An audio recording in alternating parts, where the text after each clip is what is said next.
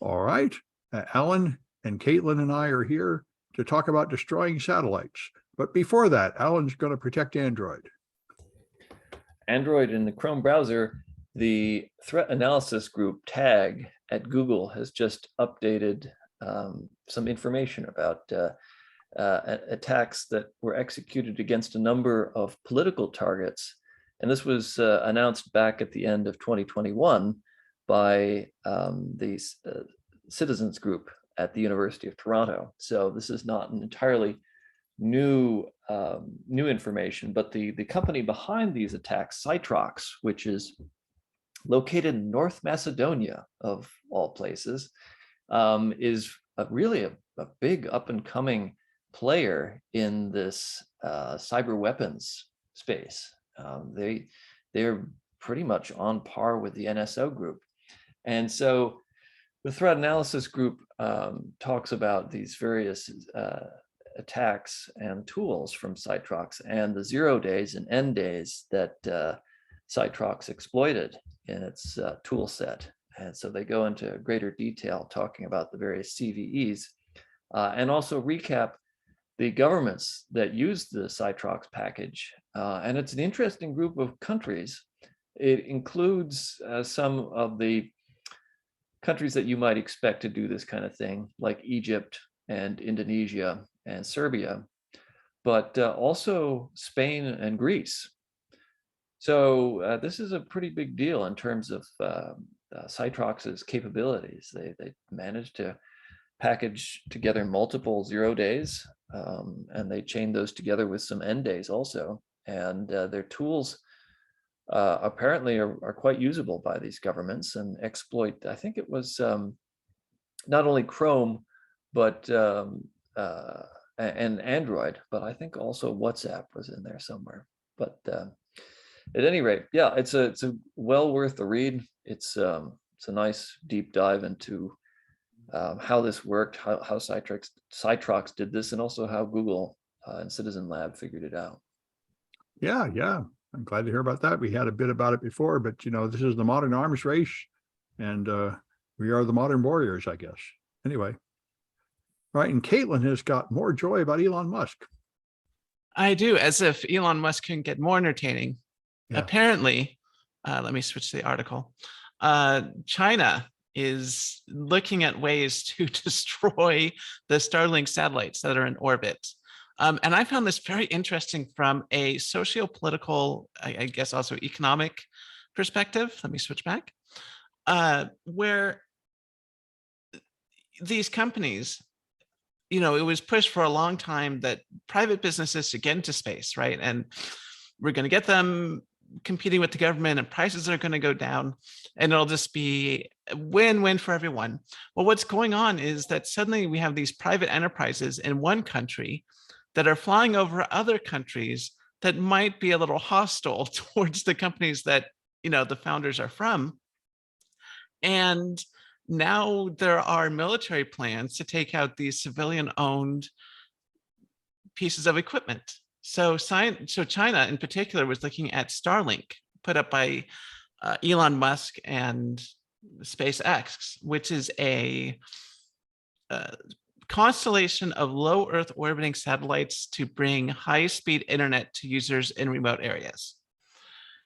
And it's not entirely sure how they're planning on taking down Starlink, but China is concerned, or at least that's what one of their papers says, or one of their studies, I should say, says, in the South China Morning Post, that they're worried that the US military will use the Starlink satellites as a backend for military data transfer. So China, and I'm assuming other countries, are looking at ways to take down Starlink's privately owned, low Earth orbiting satellite constellation. And this brings up a lot of very interesting questions moving forward about how we handle civilians putting up, communication satellites in space. Military data transfer. I didn't understand that part. I thought they would not like it because it's a way for their citizens to bypass the Great Wall and get to the internet. What kind of military data do they think it's going to transfer that would matter? Well, let's see, it mentions this in the article. So let me switch back here so you can see what I'm referencing.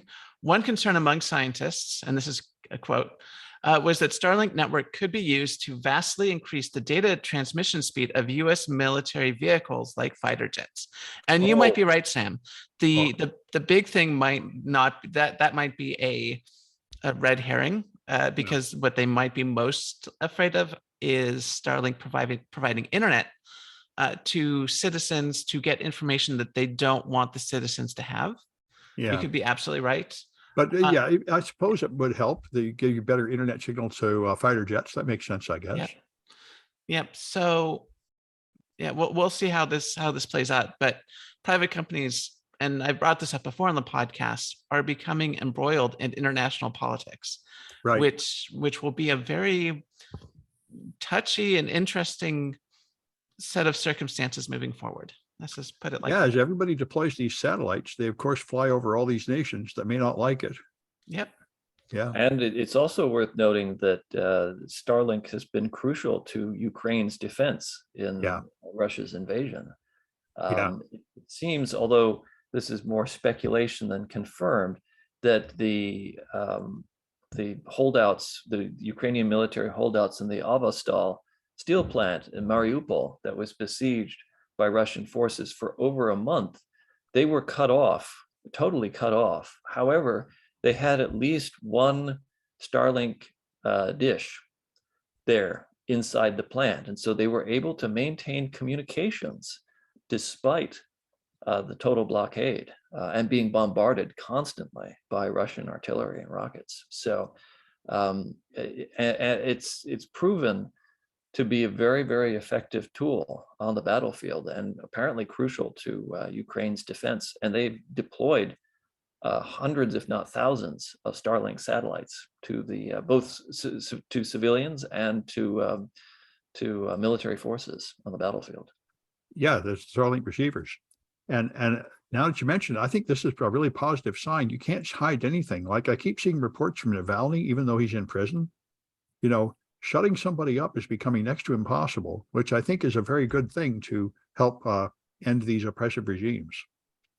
Yeah, especially as the technology improves and maybe we can even see smaller satellite dishes in the future. Starlink's already on their second version of a satellite dish that is smaller than the first version. So, as the technology improves, it may become more and more difficult for governments to actually not only intercept the signals, but also to just locate the dishes themselves.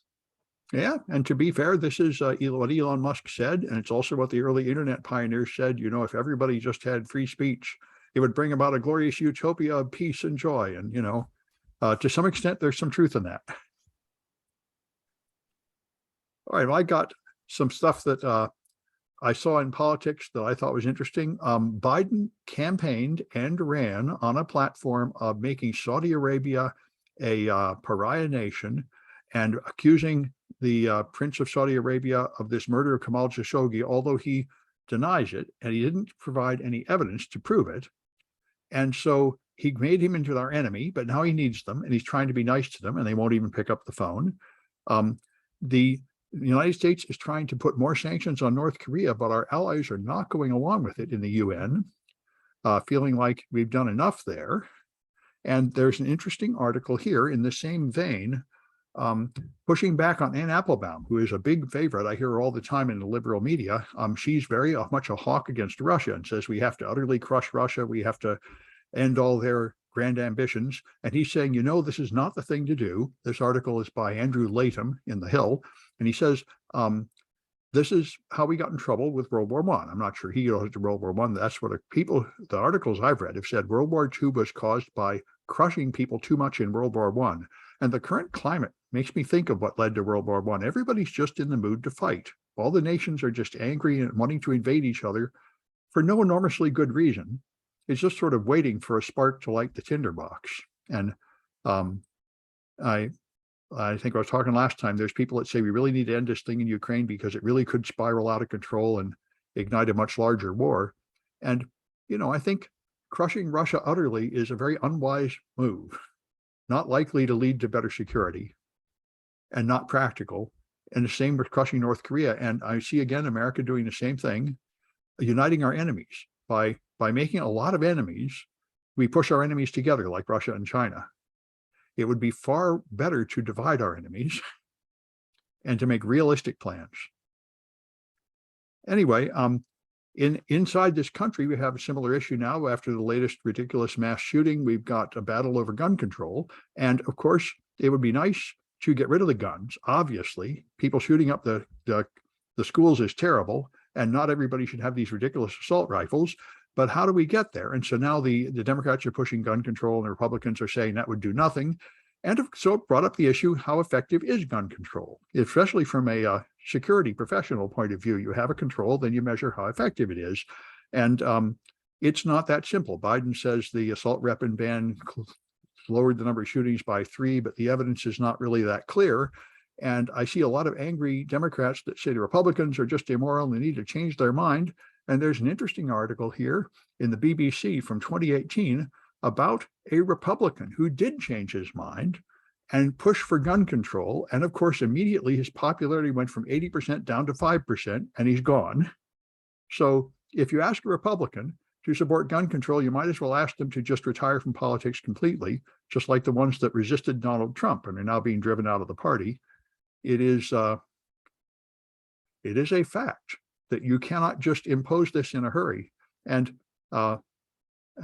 last one in this article, Financial Times put out an article talking about the effectiveness of shooting, and they have a chart that makes it look like when the assault weapons ban ended, suddenly the shootings went way up, but they also changed the criteria of when they put things on the chart around that time. So there's a lot more dots. So, it's as I hear people push on both sides here, and it's certainly there's a whole lot of things you'd like to get rid of, like drug addiction, prostitution, abortion, and people shooting each other with guns. And that's nice, but saying that passing a law is stopping it is another statement. And that's a whole lot less clear. So I'm going to make a statement that will certainly not be controversial at all. Mm-hmm. Why would someone want to get rid of abortion? Oh, well, I think a lot of people like to get rid of abortion. Not everyone is keen on abortion being gone. It's not one of those things like guns, like we would all be glad if no one shot each other anymore. There are a lot of people who are very happy to get abortions and very much are pro-abortion. So, well, I think abortions and guns are frequently the best way to cope with an unfortunate situation, but most of us would rather never arise in a situation where either of these things are needed. There's this narrative that abortion is always traumatic and that it is an unfortunate reality, but that's not every person's, or mostly women's experience with abortion. For some women, getting an abortion is like a very traumatic and personal thing that happened, and it was in response to a very unfortunate situation. Yeah. For other women, it was a Tuesday. So, let's not, Oh, sure. I kind of want to move away from that narrative, especially with Roe v. Wade being overturned, that abortion is this bad thing, that it's just like a necessary evil. That's not the case at all. It's a much more nuanced topic. And I know I've probably upset a lot of our viewers, but I do want to just, move away from that narrative. Oh, I don't imagine you'll upset our viewers with that position, but I should mention that a lot of people have this deep emotional attachment to their guns too. But anyway, and taking away their gun is like unthinkable, ruining their lives, which is what all the Republicans find out as soon as they dare breathe a word in that direction. Anyway, in the same vein, let's hear about conspiracy beliefs from Alan. I think that's a big issue. Yeah, I keep coming back to this again and again on this podcast. And this time I found a really nifty survey, or excuse me, not a survey, but a study from a set of German researchers. And the title of the study is, Can Conspiracy Beliefs Be Beneficial? Longitudinal linkages between conspiracy beliefs, anxiety, uncertainty, aversion, and existential threat. And it's a valid question. Why do some people gravitate to conspiracy theories? Because conspiracy theories obviously are so grim and dark and sinister usually. So if people are embracing them, maybe they're doing that because it makes them feel better. So what the study authors did was conduct 2 longitudinal studies, the first with 400 participants, the second with 1,000 participants, all in Germany. So this is a different political context, it must be noted, political and cultural and societal. And what they found was, well, let me get to that in a minute, but what they did was in the first study, they examined people based on more general conspiracy theory susceptibility, and apparently there's a set of questions that's kind of a standard for this.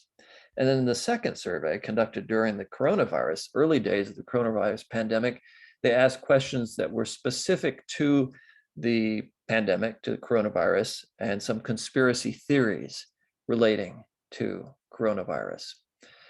Then they also asked these participants questions relating to their anxiety and their aversion to uncertainty, and also their existential angst, shall we say. And again, they applied what are apparently standard questionnaires in psychology or psychology studies to measure these things. And in conclusion, they found that believing in conspiracy beliefs are not beneficial, that in fact, belief in these increase people's anxiety and their feeling of existential threat. So, and pretty strongly at that. So it does appear that believing in conspiracy theories is not going to make you feel any better. So you might as well not believe in them in the first place, especially seeing as they're not true. Well, you know, I read an article where a New York Times person interviewed a whole bunch of QAnon members and said that QAnon seemed to make people feel happy and better, just like any other religion. So yeah, and that's why I pointed out that this is a German study in the German context. Yeah.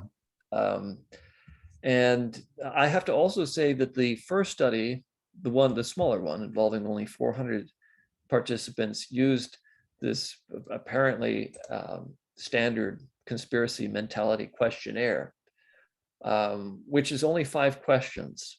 And I have to say that reading these questions myself, I have to wonder if I don't score very high on this conspiracy mentality, because, well, there are real conspiracies out there. Not all conspiracies are fake. There are real conspiracies, and then there are conspiracy theories. You're not paranoid if they're really out to get you. Well, I mean, it's not that people are out to get me, but that there are conspiracies, and that some of them are very large. For example, I'll just read to you one of the questions from this conspiracy mentality questionnaire. The first question is, I think that many very important things happen in the world which the public is never informed about. Oh, I think that's definitely true. There are many very important things that happen. No, I'm not so sure, but it could be. Yeah, or at least they're underreported and possibly even suppressed to some degree. Well, I think we try to keep secrets, and I think the ability to keep secrets has gone down a whole lot lately. Yes, that's true. And there are definitely valid reasons for governments and politicians to keep secrets. Yeah. From the public. But yeah. At Well, any I think rate, I think this is very interesting. I often think about the effect of religion on human life. And one case that amuses me is Tom Cruise, who is like the head of Scientology, or at least he was. So he's in like one of the craziest, most reviled, hated cults. And it seems to be working fine for him. He's more a star than ever. He seems healthy. He seems happy. So, you know, it seems to be the case that many people thrive on religion, and it doesn't matter how messed up the religion is. yeah, and you know, individual experiences may vary. Yeah. So it's entirely possible that the most animated QAnon believers go to rallies and they really do feel better, because it's a major social experience for them. Yes, and Hannah Arendt wrote about this. I just heard about it recently. I didn't know it went all that far back, but she said the problem in modern society is the people are lonely. They don't have group. And so joining some kind of church gives you a group. Yes, although previously on this podcast, I talked about another study that found that people who believe in conspiracy theories or fringe political ideas are not necessarily more socially isolated, especially nowadays that formerly fringe political ideas have become very much mainstream, especially in the Republican Party. Yes, and I think that's again why a lot of liberals that expect the Republicans to knock off the nonsense don't realize that if they were to say, you know, knock off the standard Republican positions like the election was rigged and we all need more guns, they would have to like be reviled by their family and friends and cast out of their church, like what happened to Adam Kinzinger. I mean, his own family turned against him when he refused to back the big lie. So you're asking really a lot for those people Right. to It take seems what that seem like after a certain reasonable positions. point, Yeah. Sorry, go ahead. That's all right. I'm done. It seems that at a certain point, a conspiracy theory gains enough momentum that it crosses some imaginary boundary from fringe to mainstream. And at that point, whatever psychological underpinnings may have motivated it, animated it in the early days, now no longer apply. Well, you know, I was horrified many years ago to see in the DSM-3 that if you do not adopt the standard religious beliefs of your community, that is considered a sign of mental illness. There's something wrong with you that you won't conform to what most of the people around you believe. But that reflected this belief that, you know, accepting the standard religion of your tribe is considered a sign of health and stability, which is probably true. Rebelling against it will certainly lead to problems. Yeah, and if you are in a community that's not diverse and that's very ideologically consistent, then I would imagine it's all but impossible for you to think outside the box, so to speak. Yeah. All right. Right. And Anyway, one other thing is that not all conspiracies are doom and gloom. And, you know, sometimes it's about just having that hidden knowledge. In fact, this week I had a friend send me videos about this new discovery that was going to change the world. And it's something called Electric Universe. And I saw about like 3 minutes of this thing. And I was like, this is pseudoscience conspiracy junk. But nowhere in it was, you know, bad people trying to take over the world. It was just an alternative theory to the universe that we know of, that no one else knows. You know, you're in the secret, you know? And, you know, so sometimes conspiracy theories are more benign than others. Yeah, there's a teacher in the art department at the college that was wearing this strange metal medallion. And I asked her what it was. She said, "Oh, you're in science. You'll know about this. This is my special medallion to repel the radio waves that are attacking my brain from all the cell towers." Everybody knows about that, right? Exactly. Yeah. So that's a big one. I mean, yeah. I mean, there's sometimes, yeah, you have. I think 5G is a little more malicious. The idea that the 5G cell towers are going to hurt people. But like I said, with the Electric Universe, it was just pseudoscientific bunk, like Deepak Chopra. Like it's just, you know. Oh my, Deepak Chopra. Next, you're going to pick on Dr. Oz. Anyway. I would never. There's something very appealing about obscure knowledge, at least for me. And that's one of the main attractions of hacking to me, is that you have this arcane power over this mystery box. And there are very, very few opportunities in life where you have that kind of power, where one person can potentially change the course of history, which has happened thanks to hacking. You can be a supervillain and destroy the world. Well, you can be a supervillain, or you can be a super virtuous person, a hero. Yes. And so I think it is an appealing mentality to a lot of people out there, is that, you know, I can possess this knowledge, or I can possess this power. Unfortunately, some people channel it in just nonsensical and frankly idiotic ways. Yeah, I think it's the modern wizardry or witchcraft. We have these magic spells that can do amazing things. Yeah.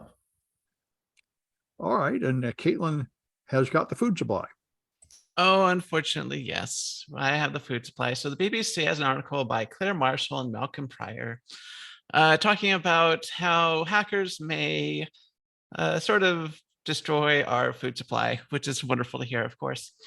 So what's going on? Well, a lot of our food supply is automated, not just in the factories after it's been harvested, but before as well. So you have things like John Deere equipment that runs on highly sophisticated software, as well as other types of equipment like crop sprayers and drones and harvesters that run on sophisticated AI and algorithms that could totally be hacked. It's like the IoT of farming. Yep. And so there was a new report by the University of Cambridge talking about how all these things are highly vulnerable. And the UK government and the FBI said, the threat against our food supply is actually growing. So people are very worried about things like attacks on our power grid, attack on critical infrastructure. Well, food supply is also very critical infrastructure as well, and something that's largely been overlooked and controlled almost entirely by private corporations who have every reason to prioritize profit over stability. And especially with a just-in-time model for food delivery that we use, any disruption could cause things like, oh, I don't know, just off the top of my head, baby formula to suddenly be inaccessible towards mothers. So it's a problem that we need Yep. to address. So Yeah, I think we've got a poor risk analysis with this just-in-time stuff. They needed to consider supply chain risks more. yeah, they absolutely do. The problem is that in the way that we've set it up, we prioritize getting things out cheaply and affordably at all costs. As long as it doesn't, as long as it adheres to like FDA, approval and stuff like that, doesn't kill the consumer. We want to be able to make the prices as low as possible, which seems like a good idea, especially if you come from an economics capitalist background. People don't want to pay $20 for a loaf of bread, and I'm not saying that would ever happen, but Yeah.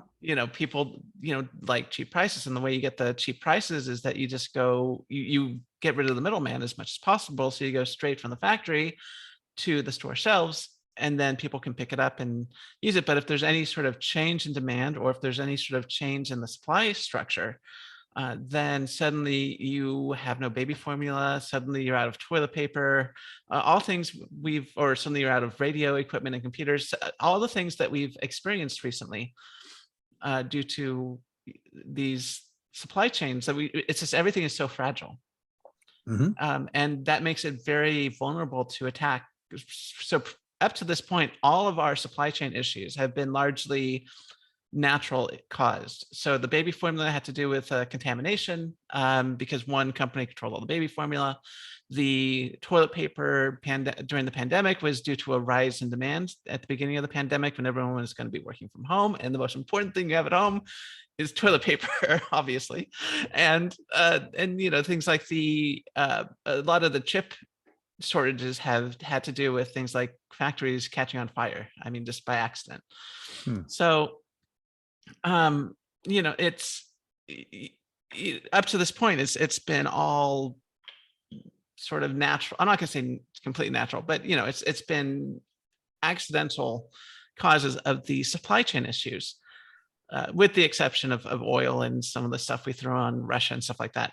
But if another country, if a menacing attacker wanted to weaponize supply chain issues, they could easily hack into things like large farming equipment. And I'm sure what's really scary is that you have large corporations that have large control over a lot of the farming. So you have like one company, for example, like Monsanto. We all know like Monsanto controls all the crops to some level, or the vast majority of crops to some level. And those companies are going to standardize their equipment. And if there's a bug in a John Deere crop harvesting machine and the farmers can't harvest their crops, you could artificially create a supply chain issue where people are not going to have food on the shelves. So Yep. And that clearly could be a wise military move, maybe. absolutely. Yeah. All right. Well, I've got this tiny robot that I thought was fun, and let me see if I can figure out how to share my screen. There we go. So this is a penny, and on the penny, this little tiny robot is crawling. It is really small, smaller than a flea, and it is incredibly simple. It has, all it is a piece of flat plastic, which was then bent into this shape of a crab, and you power it by shining a laser on it, and then it walks around. So it doesn't have any internal circuitry at all, just this photo sensor. And I thought this is very interesting, in the spirit of the impossible journey. There's all these stories about these microscopic robots. You could have these microscopic things going through your body, killing the cancer cells. Or one I've seen before, you could make a microscopic mosquito and fly in and inject poison in somebody to kill them and stuff. There'd be a lot of things you could do with these microscopic robots, and we're getting closer to them. Anyway. Nanobots.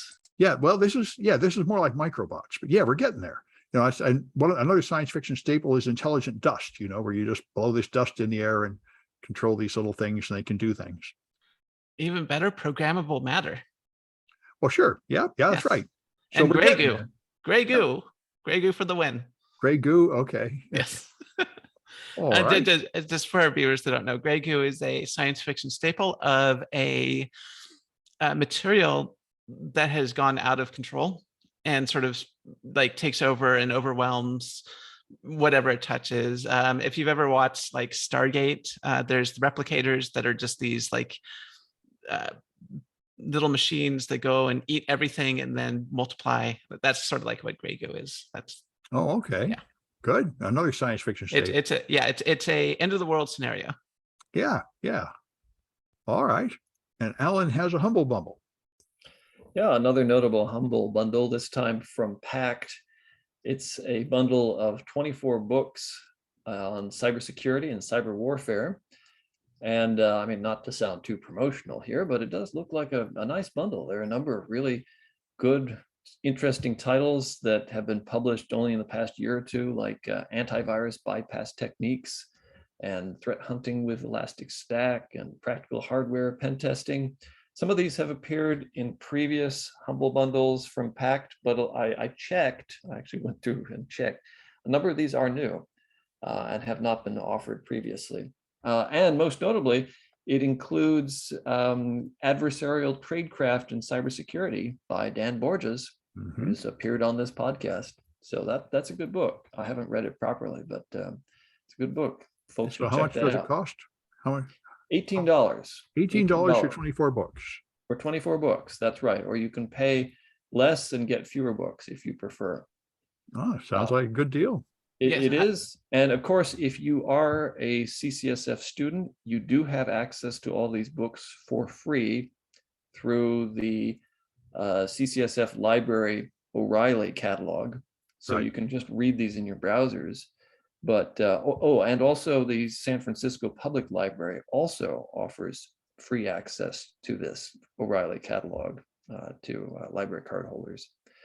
But if you aren't a CCSF student, and if you do want to own these books for yourself, it's a very good value, I think. And a lot of these titles look very promising. Oh, good. All right. And Kaitlyn has got the Orbital Debris. I do. More Orbital Debris. We've talked about this before, but it's still a big issue. Ars Technica has an article written by Eric Berger. Once again, our friend Eric Berger, who we've featured on this podcast many times before, his articles, I should say. Eric, unfortunately, has not come on yet, although we should probably ask. And yeah, so Earth's orbital debris problem is growing, and there's no clear answer. And that's sort of the gist of this article. Like, you have all this space junk starting from like the 1960s, even before the 1960s, where all these nations put stuff into space and they're still there. And they say that we have tens of thousands of pieces of debris that are 10 centimeters or larger. And then there could be millions of pieces of debris that are smaller than that. All going around the Earth faster than bullets. And if they hit another object, it could very likely take it out or cause more debris. And so the question is, who's responsible? Who is responsible for cleaning this up? And the problem is that all these satellites are sort of in international areas where no one country has like sovereign domain over space. And so you can't just set a law saying that, hey, if you're going to put something up, you need to, take it down and all this stuff, because how are you going to enforce it, right? If North Korea wants to put up 1,000 satellites, who's going to stop them? I mean, certainly the United States could fire lasers at their equipment, blow it up, start a huge international incident. I'm not saying this is a good idea, but they could. And then you've just created a bunch more debris. Right. The lasers. And if China shoots down the Starlink, it would do that too. Exactly. So one of the things that modern satellites, especially the Starlink constellation, has been good about is being in a very low Earth orbit. So the atmosphere will eventually drag them down after a few years. But of course, a lot of the debris in space was put up in a simpler time, when you just cared about getting your stuff in space. And if your booster is now orbiting the Earth for, eternity, that's just the way it is, and people didn't worry about things coming back down. And now a lot of our critical infrastructure is, of course, in orbit. And so there's policy and economic challenges, like who's responsible, who pays, how much do they pay, and how do we hold people accountable if they do put up a tremendous amount of trash into space. And so normally that would sort of fall, I think, under the United Nations Committee of like Peaceful Uses of Outer Space. But that's just if Russia or China doesn't agree, with them, I mean, there's no way to enforce it. So yeah, we'll see how this goes. Yeah. All right. I've got a bit of physics. There's protons. You think of a proton as a fundamental particle, but it isn't, of course. Protons are made of 3 quarks or more, in fact. And so if you hit a proton with a beam to examine it, and you're at a relatively low energy, you have a low spatial resolution, you'll see a single spherical blob. But if you use a higher energy and probe inside, you've got these 3 quarks. And if you go deeper, it's even got more. It's got gluons, and it has quark-anti-quark pairs that jump out of the vacuum and go back. So you might find 5 or 7 quarks in there. So anyway, these visualizations are pretty nice.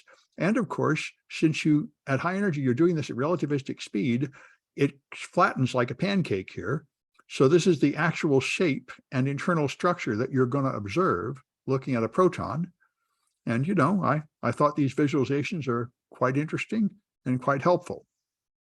What I always found really interesting about the 3 quarks is, of course, the gluons hold them together so tight that the energy required to pull apart the gluons would actually create a new proton. Right. You can never get a single quark out. Yeah. Right. Yeah. Yeah. It's pretty crazy. Anyway, there's one last thing I wanted to mention that affected me. There is a critical Zoom vulnerability, a 9.8. They can execute arbitrary code on your machine through Zoom, even when you're not doing anything, by sending you an XMPP message. And the Zoom now has auto update, which does not work. If you open your Zoom and check, I did it this morning, it'll tell you you're on version something 0.06, and 0.08 is available, and it has not updated. You have to update it manually, despite the fact that they have something called automatic update. It doesn't work. So there's a cheerful fact. And I must say, this is true of all their automatic updates. It's true of Microsoft automatic updates. They frequently stop. Firefox automatic updates seem to actually work. But anyway, Zoom doesn't. Anyway, that's it for this one. And we will be back on Tuesday.